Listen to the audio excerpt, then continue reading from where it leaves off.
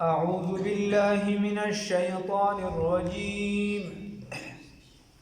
بسم الله الرحمن الرحيم. فلا تحسبن الله مخلف وعده رسله إن الله عزيز ذو انتقام. صدقت يا رب العالمين.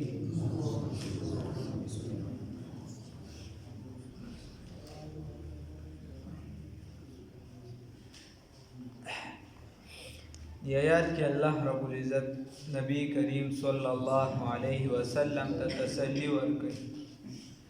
تسلی ورته د دې خبرې ورکړي، ورته وی نبی کریم صلی الله علیه وسلم وی ته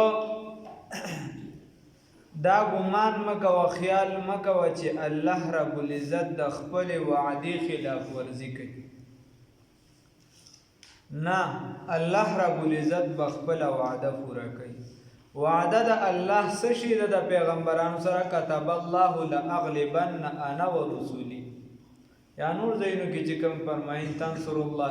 الله رب العزت فرمایي چې زه به د پیغمبرانو سره د خپلو خلکو سره چې کوم زما طرف ته راځي او کوم زما دین عام کوي، زما د دین سره ځان جوړو ساتلی دي، دې سره به زه لازمي امداد کوم. اگر که تکالیف مصیبتونه دا په دې باندې راشي، خو دا خو لازم ملزوم دی. احسب الناس ان یترکوا ان یقولوا آمنا وهم لا یفتنون. ته دا ګمان کې ته دا وی چې زه به ایمان راوړم او زه به مونځ اودس شروع کړم، بیا به ما امتحانات نه راځي، نو دا خبره ټیک نه ده. پتا به امتحانات هم راځي، پتا به ازمایشونه هم راځي، سختی به هم راځي. गिरते हैं شخصوار میدان جنگ میں. دا خو به کله ته راغورځېږي، کله به څه کې، کله به څه کې، او چې بیا هم ځان منزل ته ورسېد، دا کمال دی. دا خو چېرته لاره کوله وه، مصیبتونه پکې نو، تکالیف پکې نو، ته روغ رمټ بس روان یې او پیره چا سیده کړ او بیا تلې، نو بیا خو کمال نو. کمال خو دا دی چې سختې تکالیف به در باندې راځي، سپورې به ورې، ستغې به ورې، بیا هم ته تر خپل منزله ځان رسوې، کاروان به تر منزله ځان رسوي، نو دا کامیابي ده. الله وی فلا تحسبن الله، بس تعالی ردی بس تو خیال مکوا، گمان مکوا، فالله رب العزت باندی مخلف وعده، چاگا مخالفت کوي د خپل وعدی، رسوله د پیغمبرانو سره. ان الله یقینا الله رب العزت عزیز غالب دی، ذو انتقام خاوند بدلی اغستو دی. الله رب العزت چې دی غالب دی او ذو انتقام بدلی اغستو والا دی. نو استاد محترم وی چې د بدلی د بارا دو سیزونه ضروری دي. بدلی د بارا دو سیزونه ضروری دي. یو چې مزاج داسې وي چې هغه وي چې بدله اخلم، او دویم نمبر چې هغه د اغسیز باندې قدرت هم وي، طاقت هم وي. نو دا دواړه صفت د الله رب العزت دي. الله وی بدله مغلم او غالب ذاتم دی. نو کا خوا دی واقعي زب بدله علم الله رب. اگر که لږ وخت به بکی دا سیز د پردما یو ټیم مقرر. یوم بها ورځ باندې تبدل الارض، چې بدله بکړي شي ځمکه، غیر الارض، په بدله د بل ځمکه کې بدله بکړي شي ځمکه په بل ځمکې سره، والسماوات، او اسمانونه، او اسمان په بل اسمان سره، اسمانونه په نورو سره. وبرزو، او ښکاره بشي، لله الله رب العزت ته، الواحد چې یکتا دی، القهار، او ښکاره بشي الله رب العزت ته دا مخلوق، را ښکاره بکړي شي الله ته دا مخلوق چې یکتا دی او زورور ذات دی. وبرزو، او راجم بکړي شي، لله خاص الله رب العزت لرا، الواحد چې الله رب العزت واحد لا شریک ذات دی، القهار، او چې زورور دی. خبره ده الله یوم تبدل الارض غیر الارض والسماوات. وی دا ځمکه به بدله شي په بل ځمکې سره، دا ځمکه به بدله شي په بل ځمکې سره. نو دوه صورته دي د ځمکې د بدلېدو، یو د دې حقیقت بدلېدل دي او یو د دې چې دې صفت بدلېدلی. نو د جمهورو دا رایه ده یو دوه درې که پکې اوسني اخوا دېخوا کوي یا مخکې تقریبا څه 8 تفسیرونو پورې پې ما وکته په دې آیات باندې صرف 8 تفسیره تقریبا اوس هم د اپنډکس پراته دي څه مې ترې واورېدو او 4 مې پې تقریبا واورېده. نو 2 صورته دي بس، یو دا عین بعینه دغه څیز بدلېدلی، حقیقت د څیز بدلېدلی او یو صفت د څیز بدلېدلی. نو د ټولو دا رایه ده چې صفت به هم بدلېږي د ځمکې او حقیقت به هم د ځمکې بدلېږي. سره ده ابوالاعلی مودودي او سره د شیخ عبدالسلام رستمي رحمه الله تعالی دا رایه ده چې دا به بدلېږي. اگر که بعضې پکې بیا یو نیم کس لکه ډاکټر اسرار صاحب الله دې په قبر باندې انوارات راوړي هغه وایي چې صفت به بدلېږي یا یو نیم پکې داسې بعضې کسانو راشته. صفت څه شی دی؟ صفت دا دی چې د ځمکه اواره کړي شي، دا به قیامت په ورځ باندې مکمل کندې کپرې او غرونه مرونه کیسه به ختمه شي، مکمل به اواره شي. او حقیقت څه شی دی چې دا ځمکه مکمل لرې کړي شي او بله ځمکه راوړی شي. نو حقیقت د ځمکې دام چې اوسه پورې د جمهور رایه ده نو هغې دغه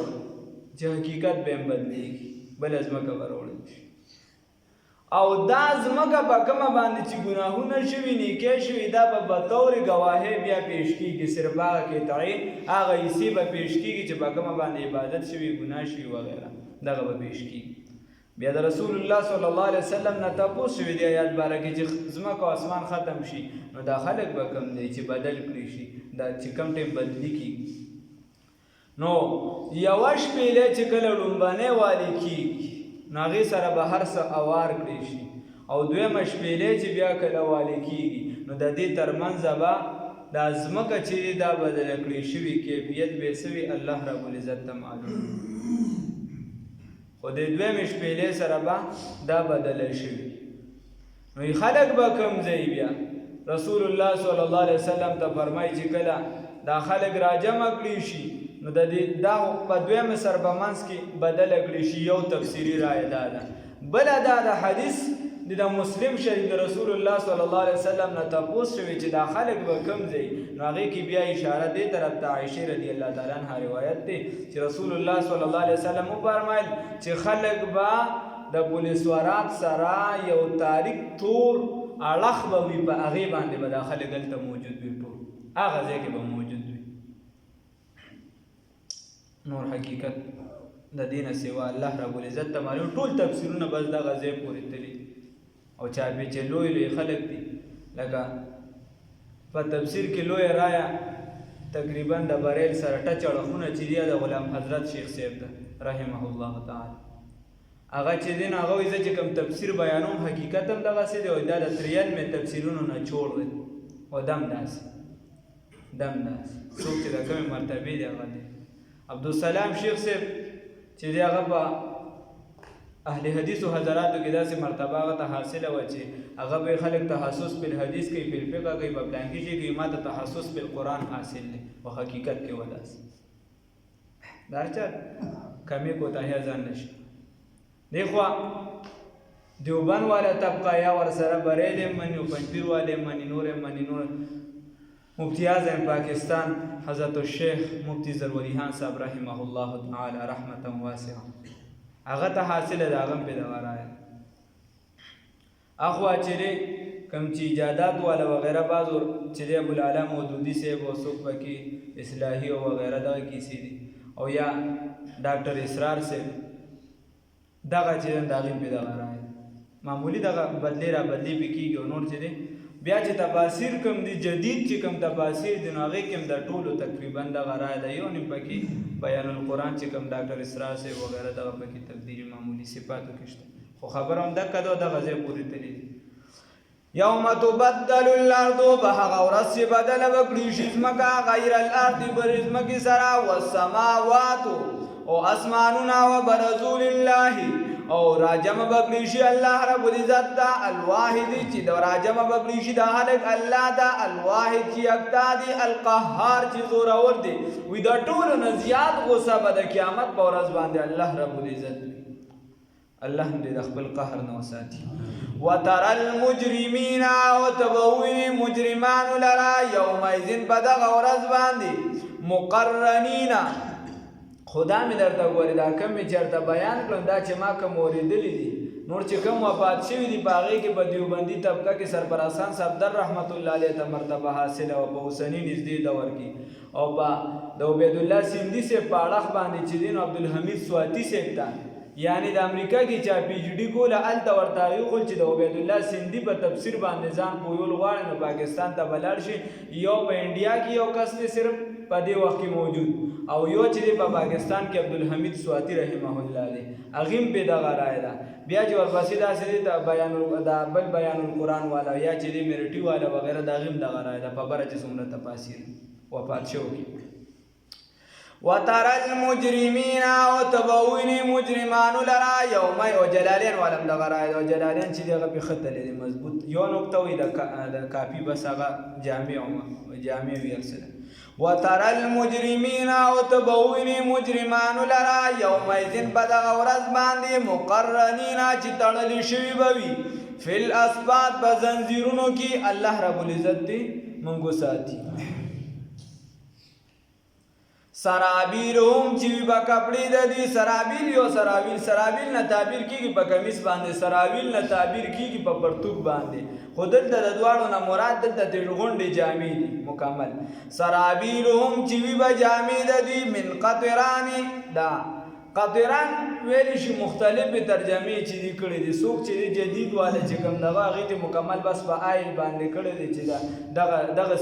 دغه سیزن نه به جامې جوړيږي او بیا چې دی قطران چې دی د رانزلو ته ویل شي اصل ترجمه تقریبا دغه راځي رانزلو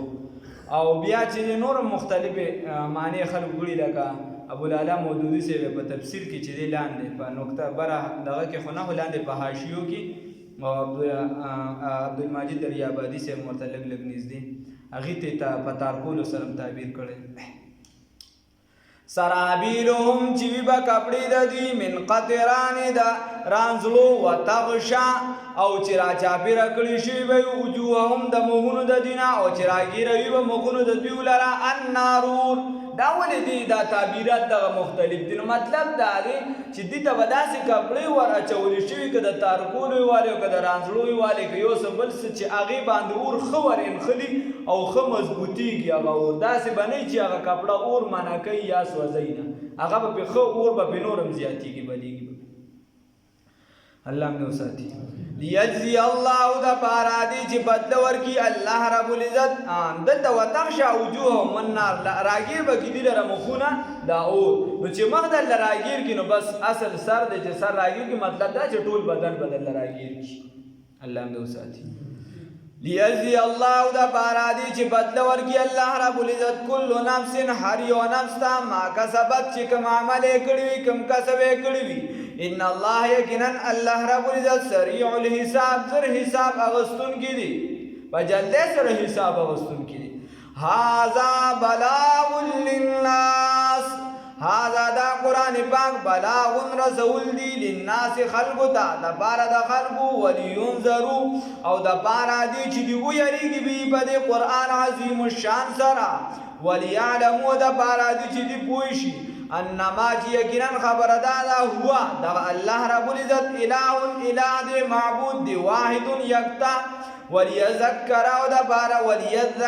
دا بارا دی چې نصیحت حاصل کی اولو الالباب خاوندان دا عقل نو الله رب العزت فرمایي چې دا قرآن پاک دی چې دا د دې لپاره دی دا خلکو ته ورسوي چې په دې باندې خلکو لګي دا ابلاغ دی دا تبلیغ دی دا مبلغ دی دا قرآن پاک دی په دې سره دعوت ورکې خلکو ته جهادن کبیره دا لوی جهاد دی الله رب العزت وی په دې سره خلک ویروي چې د دې عذاب نه ځان بچ کی او وليذكر اولو الالباب او د پاره دی چې خاوندان د عقل هغه څوکي لپاره دي چې نصیحت واهلي خاوندان د عقل. نو چې کوم دی د علم تذکره راشي، استاد محترم حضرت الشیخ مفتی ظهرالولي خان صاحب رحمه الله تعالی فرمایل وی الته سرګوله د اګوره د عقل تذکره راشي. نو د دې وجه وی فارسی ولا چې یک من علم را ده من عقل لازم باید یو من علم د پاره لس من عقل لازمی دی. دا ولا پکار دی علم دشتا او عقل در سر نشتا بی ځای به دې چاته خبره کړي خو له به دې لمنه کړي.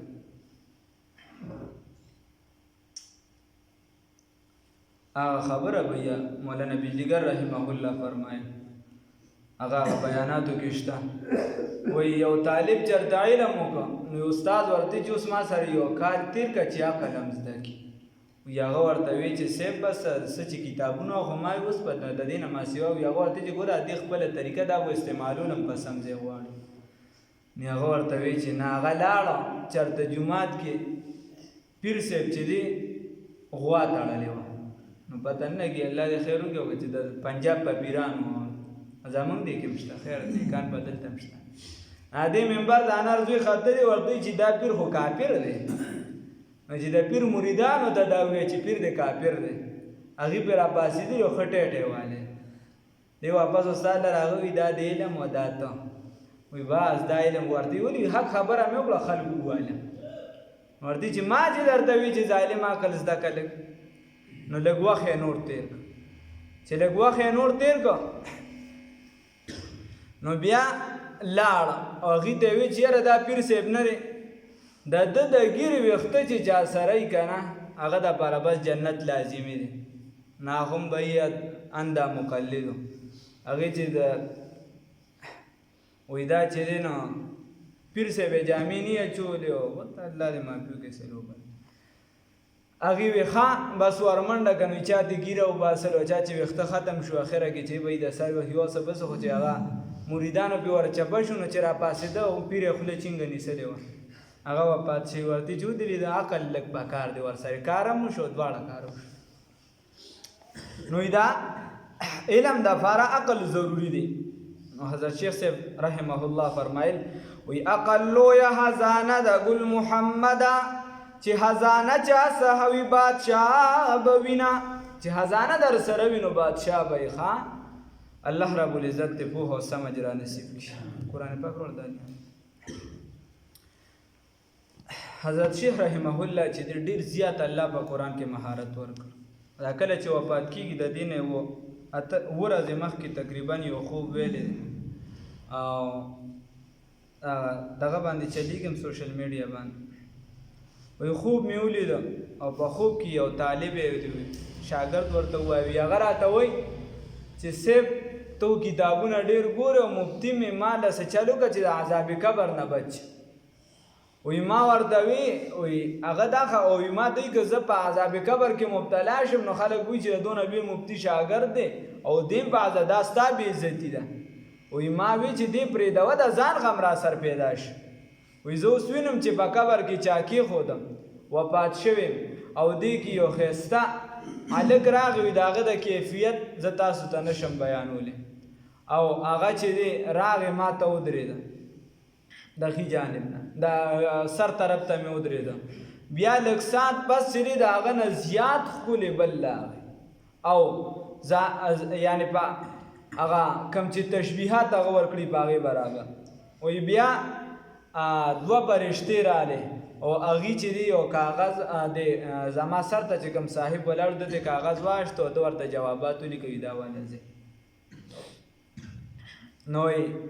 ما ته بیا تپوس وکړو